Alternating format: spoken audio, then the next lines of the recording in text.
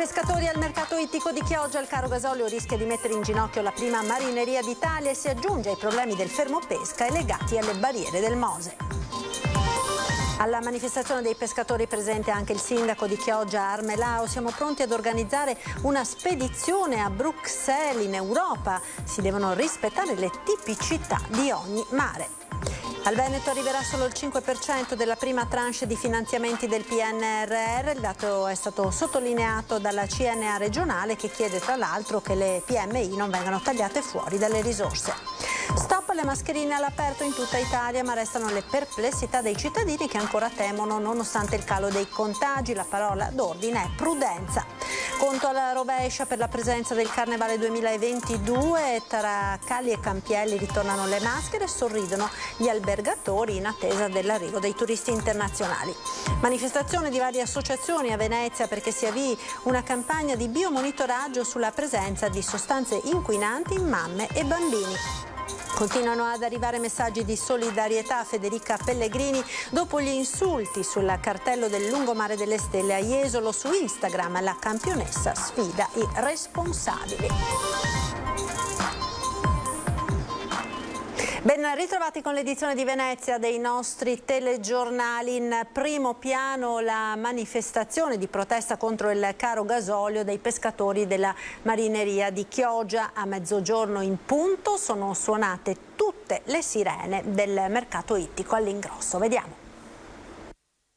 Oggi siamo qua a manifestare per questo discorso qua, per questo caro gasolio che è quello che ci taglia le gambe a tutti quanti.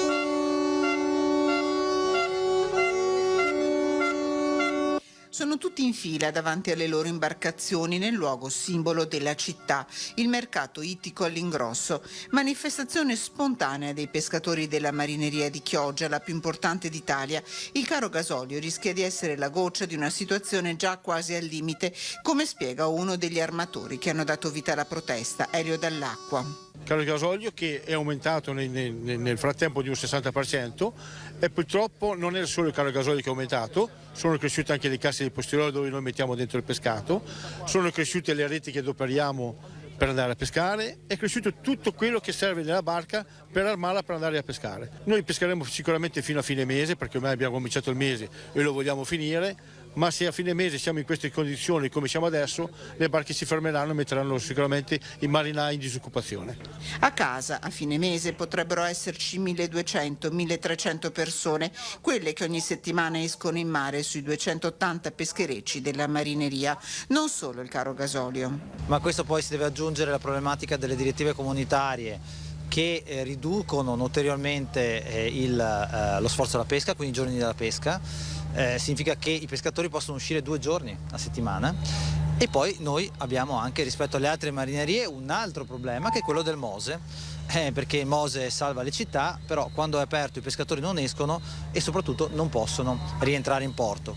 Una città legata a doppio nodo alla sua marineria Chioggia. Noi abbiamo già solamente nel mese di gennaio avuto una riduzione del 5-6% rispetto al 2021, che era già un anno pessimo. Siamo riusciti comunque a recuperare, ma abbiamo chiuso a meno 12%, l'anno prima a meno 19%. Accanto ai pescatori ci sono le istituzioni e c'è idealmente tutta la città. La pesca non può rimanere da sola, non può rimanere un settore a sé, perché costituisce il substrato culturale, sociale e economico delle nostre città e soprattutto di Chioggia. E tra i pescatori del mercato ittico anche il sindaco di Chioggia Mauro Armelao, che annuncia sono in attesa del calo dei contagi per organizzare una spedizione a Bruxelles in difesa del settore. Mi sto già organizzando, sto solo attendendo che calino i contagi per poter organizzare anche una spedizione a Bruxelles, perché a Bruxelles, lì dove si decidono le norme che dopo ricadono sulla testa dei nostri pescatori, dobbiamo far capire che tutta la pesca non è uguale e che i pescatori vanno rispettati, che vanno rispettate anche le tipicità di ogni territorio e di ogni mare. La fascia tricolore indossata, c'è anche il sindaco Mauro Armelao accanto ai pescatori mentre suonano le sirene al mercato ittico di Chioggia. Un legame simbiotico quello tra la città e la sua marineria. Viviamo di pesca, di turismo, di tanti altri, però collegati al mondo della pesca ci sono tantissime attività, i ristoratori, i ristoranti, i commercianti, i facchini, cioè dietro il mondo della pesca c'è comunque un esercito di persone che sono collegate appunto a questo importante settore, quindi questo settore va difeso senza se e senza ma. Grande la preoccupazione del primo cittadino in attesa di risposte a sue precise richieste.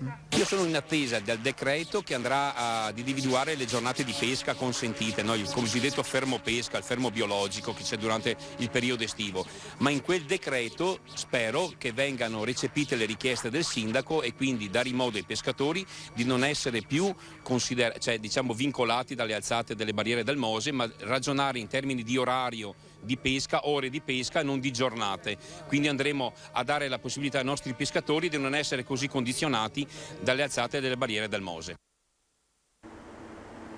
Il caro energia che preoccupa le imprese, il presidente di Confindustria Venezia Rovigo chiede di mettere da parte le ideologie e di puntare sulle centrali nucleari di ultima generazione e sul ritorno all'estrazione di gas nell'Adriatico per la produzione di elettricità. Prima eravamo preoccupati, adesso siamo preoccupatissimi. Vorrei evitare che diventassimo disperati. È la voce delle imprese che l'allarme lo stanno lanciando da tempo, quella di Vincenzo Marinese. Imprese costrette a scelte difficili per sopravvivere. Molte aziende hanno iniziato a lavorare di notte, alcune addirittura hanno deciso di non dar seguito agli ordini.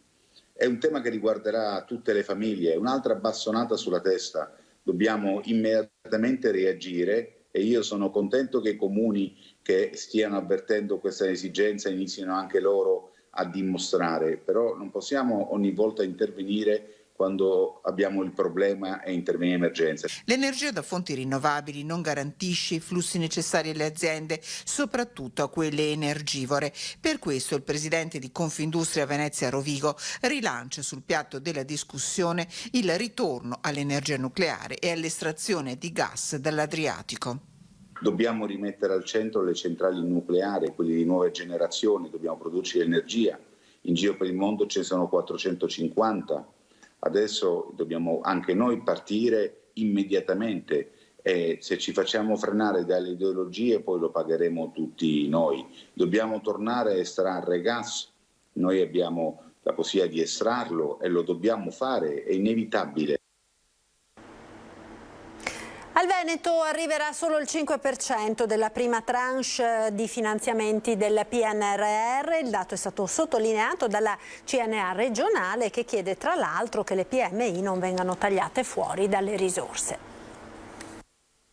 È vero che il Piano Nazionale di Ripresa e Resilienza ha tra gli obiettivi la riduzione degli squilibri economici territoriali del nostro Paese e che quella in arrivo è solo la prima tranche di risorse, pari al 20%, ma secondo i dati riferiti dal Focus elaborato dall'Osservatorio Economia e Territorio della CNA regionale, i primi quasi 3 miliardi assegnati al Veneto sui 49 in ballo appaiono pochini, persino rispetto all'Emilia Romagna e alla Lombardia. E il vincolo complessivamente del PNRR che destina il 40% delle risorse alle regioni del Mezzogiorno, oggettivamente la quota del 5,7% attribuita finora al Veneto è sottodimensionata rispetto appunto alle potenzialità e al contributo che dà la nostra regione sia in termini economici, e vale circa il 9,2% del PIL, sia anche banalmente in termini di quota demografica, e siamo a circa l'8,2%. Quindi fra queste due cifre c'è uno scostamento notevole per quanto riguarda appunto le risorse attribuite. Le risorse fino adesso assegnate riguardano soprattutto opere e servizi pubblici,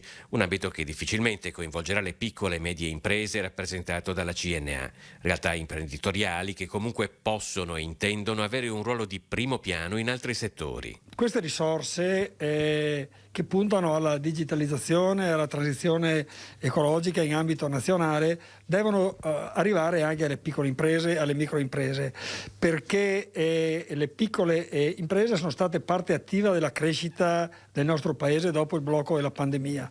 Quindi questo passaggio, questa evoluzione, questa crescita delle imprese passa attraverso anche, come dicevo, la digitalizzazione, l'innovazione e chiaramente la transizione ecologica, energetica, considerando anche quanto stiamo vedendo tutti i giorni sulla crescita del costo dell'energia. Le PMI rivendicano con orgoglio il proprio merito nella ripresa che sta trainando il Veneto fuori dal Covid e chiedono di poter accedere alle risorse del piano ed evitare una brusca frenata nei livelli di crescita attesi. Noi, soprattutto nel campo della digitalizzazione, del supporto alle piccole imprese, saremo comunque protagonisti con delle proposte, con dei suggerimenti al tavolo regionale di partenariato, e soprattutto lo stimolo che vogliamo dare è quello di trovare anche delle sinergie con le regioni limitrofe, perché in questa fase è importante che ci sia il massimo della convergenza e il massimo della collaborazione. Il Covid oggi, con i dati odierni, sono poco più di 1000 i nuovi positivi in provincia di Venezia nelle ultime 24 ore, secondo i dati diffusi dall'azienda Zero. Un dato quindi che conferma il trend di decrescita della pandemia nel nostro territorio. Oggi intanto è la giornata di stop alle mascherine all'aperto, quando ovviamente non ci sia una condizione di assembramento. Vediamo. 11 febbraio, via le mascherine all'aperto, ma non in condizioni di assembramento. Una libertà che i cittadini faticano ancora ad assaporare appieno. Vedo che ce l'ha ancora addosso la mascherina, tra l'altro una FFP2. Sì. Come mai si potrebbe toglierla all'aperto? Potrei anche toglierla all'aperto, ma è meglio la prevenzione, perché anche devo partire per un viaggio. Allora non voglio prendere il Covid. Si sta meglio senza? Sì, molto meglio, però ancora ci sentiamo un po' in colpa a tirarla giù. Oggi sicuramente ce l'ho in tasca, però dopo che vado nei negozi mi metto. Ma come si sta senza la pelle? Vabbè, si respira meglio, dai. Speriamo che andiamo bene tutti quanti. Siamo di Mantova, allora non sappiamo se deve essere usata o meno. Allora, onde evitare... L'abitudine anche forse. Dà l'impressione che scalda anche un po'. Però cosa dice? È meglio toglierla? È contenta di toglierla all'aperto? Sì, sono contenta di toglierla, però insomma con calma. Quando che incontro diversa gente allora la tengo. Ma cosa ne pensa di togliere la mascherina? Ma non so cosa dirle, guardi, non so proprio... Fa un po' paura? Diciamo... Un po' sì, un po' no, dai. Oggi si può. Così. Festa della liberazione? No, festa della liberazione no, perché bisogna sempre essere prudenti, però visto che oggi non c'è tanta persone in strada a quest'ora qua, quindi possiamo girare ancora senza mascherine. Ma ce l'ha da qualche parte, certo, lei? Ne ho due, 3, ne abbiamo qua dappertutto. Dobbiamo essere sempre prudenti. E primo giorno anche a Venezia centro storico senza la mascherina all'aperto, un segnale positivo per il commercio che attende una scossa dopo mesi di grande difficoltà. Primo giorno senza più l'obbligo di portare la mascherina all'aperto tranne nei casi di affollamento. Anche a Venezia la novità è accolta positivamente dagli esercenti lagunari. Il commercio però è a terra. L'allentamento delle restrizioni è un segnale sicuramente positivo per tutti, ma ancora non basta. È una misura che noi avevamo chiesto da tempo perché le aziende stavano morendo, al di là del Covid, stavano morendo economicamente. Visti i costi anche che si prospettano sull'energia e vista anche la lunga crisi della pandemia che i piccoli ristori fatti non hanno compensato le grandi perdite che ci sono state. Si teme anche per un carnevale in tono decisamente minore. Si pronuncia in modo molto minore di quello che noi avevamo come aspettative. Alcuni colleghi ieri mi hanno chiamato che hanno fatto 5 euro di incasso tutto il giorno. La gente deve riprendere a viaggiare, sostiene il presidente dell'Arcom di Venezia Roberto Magliocco.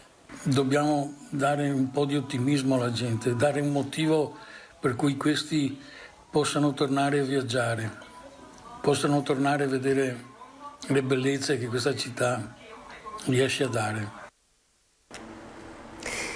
Da domani in Laguna si apre ufficialmente il Carnevale 2022, in città tornano i turisti, c'è attesa e speranza. Intanto tra Calli e Campielli sono già apparsi i primi addobbi ed allestimenti, vediamo quindi le prime previsioni per la festa. Tra Calli e Campielli sono già comparsi i primi addobbi e scenografie carnevalesche. Mancano poche ore e da domani si aprirà ufficialmente il Carnevale 2022 a Venezia, fino a martedì grasso 1 marzo. Un programma che inevitabilmente risente della pandemia, non ancora definitivamente superata, ma comunque ricco di appuntamenti e finalmente in presenza. Il Carnevale segna così a Venezia quello che tutti si augurano essere l'inizio della ripresa. Soddisfatti e ottimisti gli albergatori. Non è una ripresa proprio folgorante, d'altro canto il carnevale non sarà come quello degli anni scorsi, sarà soprattutto un carnevale dei teatri, un carnevale delle feste di palazzo, però è già qualcosa, è stata molto coraggiosa la decisione del nostro sindaco di riaprire la città con una manifestazione, quella del carnevale, che poteva a causa della pandemia essere anche annullata.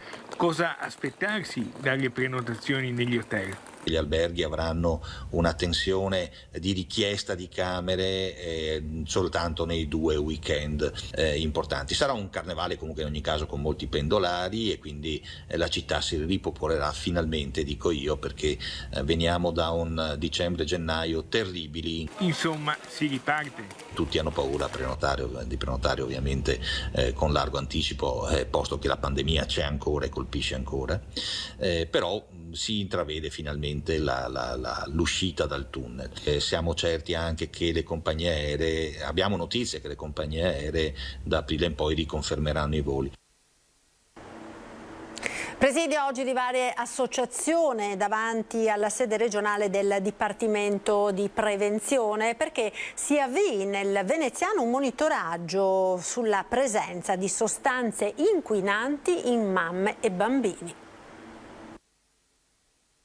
Noi come comitati che battagliano contro l'inceneritore di Fusina siamo qui appunto per riaffermare la necessità di fare dei biomonitoraggi su un territorio come quello metropolitano di Venezia, che è già pesantemente inquinato. Vogliono sapere qual è il livello di inquinamento che le persone hanno già in corpo nel veneziano. Per questo diverse associazioni guidate dal coordinamento No Inceneritore Fusina chiedono un biomonitoraggio sulle unghie dei bambini per verificare la presenza di metalli pesanti e sul latte materno per le diossine. Un'indagine definita semplice e poco costosa, già effettuata in altre parti d'Italia. Venezia è stata dichiarata maglia nera per la scadente qualità dell'aria. Come medici da tantissimi anni vediamo gli effetti sui nostri pazienti, soprattutto i pediatri, che vedono l'effetto sui loro piccoli pazienti di questa cosa. Quindi è da molto tempo che noi chiediamo di procedere con i biomonitoraggi. La richiesta di biomonitoraggio è stata peraltro recepita dal Consiglio regionale e dai consigli comunali di Venezia e di Mira, e i rappresentanti delle associazioni sono già stati ricevuti dagli assessori regionali Bottacin e Lazzarin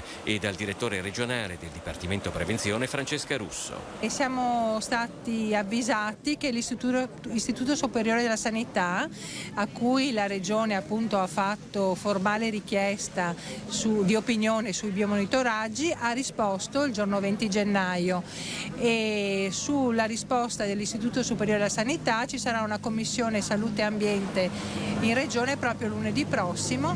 Al presidio veneziano, a pochi passi dalla sede della Direzione Prevenzione della Regione, anche i ragazzi di Fridays for Future. Noi pensiamo sia fondamentale far sì che la lotta contro la crisi climatica non sia una lotta astratta, ma si dia nei territori e cerchi di combattere ogni piccola o grande opera che contrasta rispetto a quello che la comunità scientifica dice da anni dovremmo fare.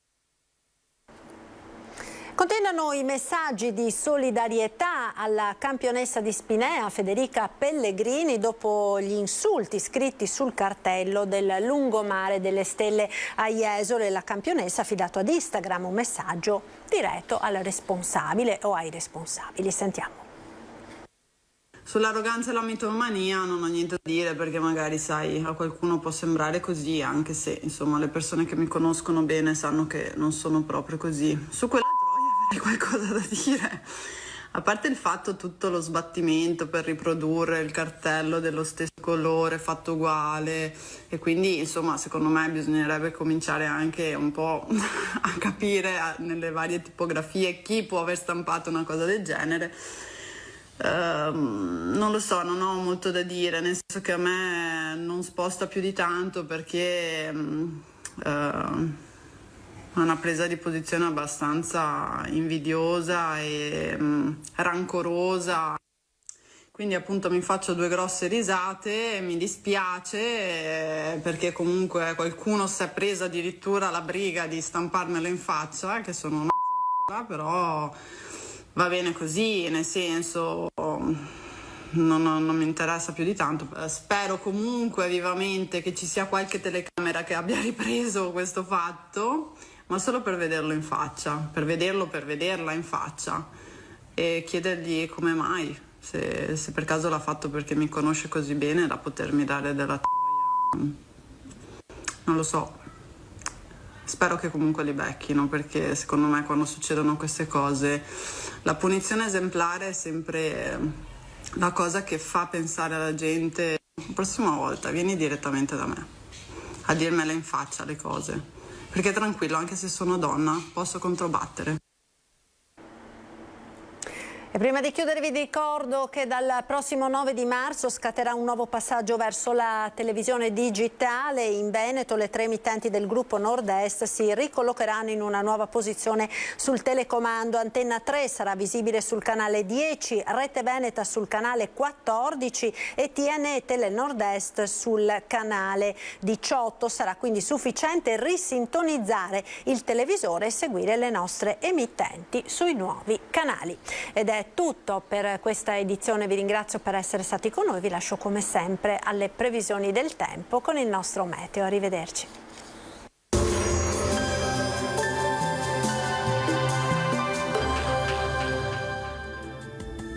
Bentrovati al meteo. Irrompono venti di Bora, ma il weekend trascorrerà con tempo buono sul nostro territorio.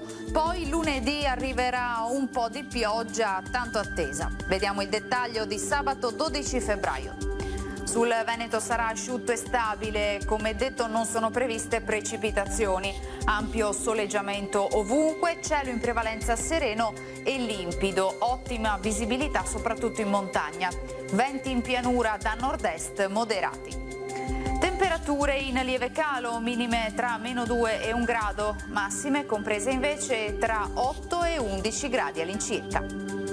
Ci spostiamo ora sul Friuli Venezia Giulia. Anche in questo caso avremo tanto sole su tutti i settori, come vediamo c'è lo sgombro da nubi o al massimo velato. Temperature minime tra -1 e 3 gradi, massime comprese invece tra i 9 e i 10 gradi all'incirca. Infine diamo uno sguardo alla situazione del Trentino Alto Adige. Sarà anche qui una splendida giornata soleggiata, cielo sereno, insomma nulla di particolare da segnalare. Temperature minime sotto lo zero, massime infine sui 10 gradi all'incirca. Dal meteo di Antenna 3 per ora è tutto, grazie per l'attenzione, arrivederci al prossimo aggiornamento.